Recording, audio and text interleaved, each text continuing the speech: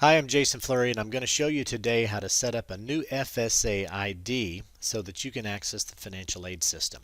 The first step is just to go to a browser page and type in FSA ID, and the first address that should come up there is fsaid.ed.gov. Just select that, and that'll take you to the registration page. You'll begin by entering an email address and confirming it, and each email address is unique to each individual FSA ID. You cannot duplicate these email addresses like you could previously with the PINs that we used in the past. So each person has to have their own email address, and then you'll establish a username for each person, and you can see it'll tell you if that username is available or if you need to try something else. Now after that, you'll see a password that requires numbers, uppercase and lowercase letters, a special character, and at least 8 to 30 characters in length. Now as you're typing this, it'll show you if you've met the criteria or if you have to do something else. And I'll just show you here that I selected a password that's very similar to the username. And I did that for a reason, and I'll show you why in just a minute. So we'll confirm that password. We'll indicate that we are over the age of 13. And now we're ready to enter the personal identification information. Now I'm just going to select a random series of numbers for the Social Security. Obviously you would put your Social Security here if this were you doing it. And then we're going to pick a date of birth. I'll pick May 29th, 1998 for the date of birth of this sample student. And then it says first, middle, and last name. You start typing this information in here, and a lot of people don't realize there are 3 boxes. So if you try to put it all in that first box, it won't all fit. So just tab over. The middle name is optional, but we definitely need a first and last. Now you can see that it says the password that I entered contains my name or date of birth or social, and it will not allow me to do that. So scroll down just a little bit, go back to the password field, and instead of having that sample FSA ID password that I had in the beginning, I'll delete that out. All of those criteria come back to show that I need to meet those. And then I'll just show you that I've selected a new password that has upper and lower case, special character, and a number. Okay, so now we need to put in our street address, and I'll just pick a random street in Atlanta and a random zip code, and that's in the state of Georgia, of course. And now we have the phone and alternate phone fields down here. Everything else that we've entered up to this point has been required, but the phone and alternate phone fields are not required. You can enter them if you want to, but you can move forward without having to enter that information.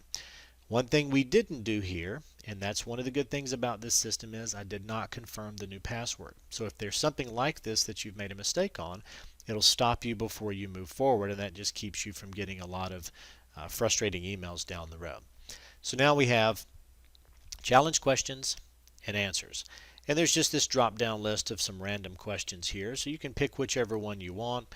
The answers don't really matter, so let's see, we can just pick that the high school mascot was a unicorn here.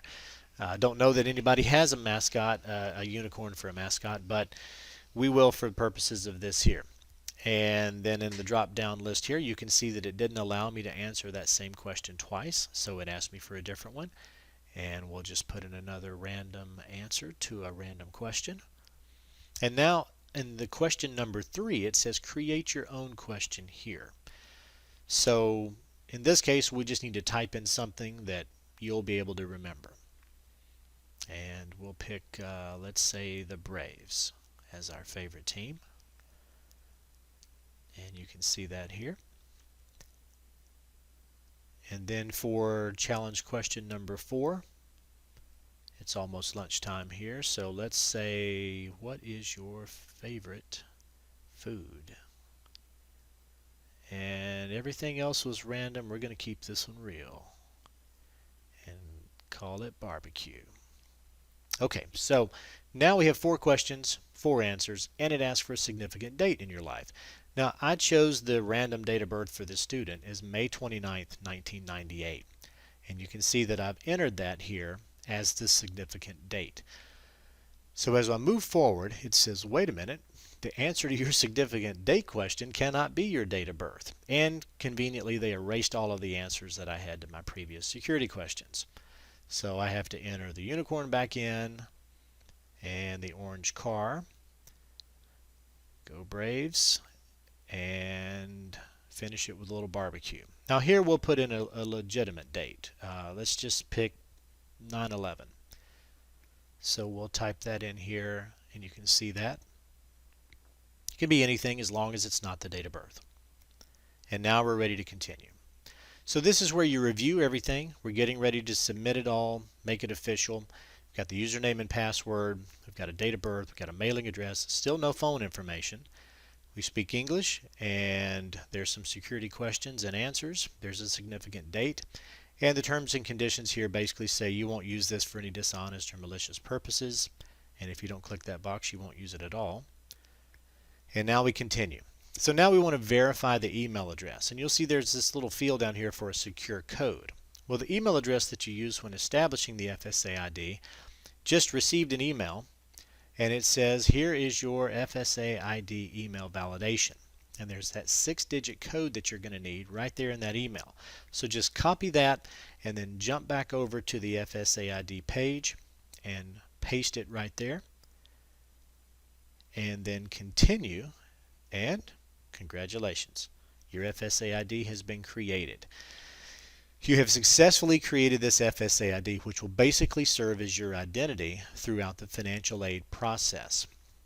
You can use it for FAFSA, to apply for financial aid. You can use it for access to the National Student Loan System or to the government student loan system. There's a couple of other places there.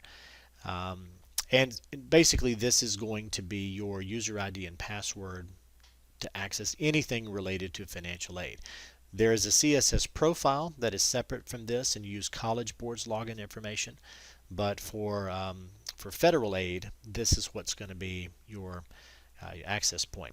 Now, we created the FSA ID originally, but if you go back to that main screen, if you've made a mistake or you want to change your information, you can select the tab that says Edit My FSA ID, and you'll just type in your username, or you can type in the email address, either one, and then you'll type in your password. If you've forgotten either of those, you can click those links there and answer the security questions to get back in.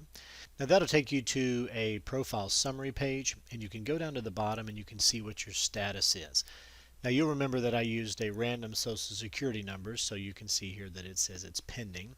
That will never change because that number won't validate. But you can also see that the FSA ID status has been enabled, and that because we verified the email address, that's verified. The password will be good through June of 2017, so you will have to change your password from time to time. And if you had an old PIN number, you can click on it right there on that link and link everything up, and that'll make everything work very nicely. You can also edit your FSA ID. You can edit your challenge questions, or you can change your password here on this page as well. If everything is in good order, you can just log out and then start the process all over for the next person. Hope this has been helpful, and if you have any questions, let me know.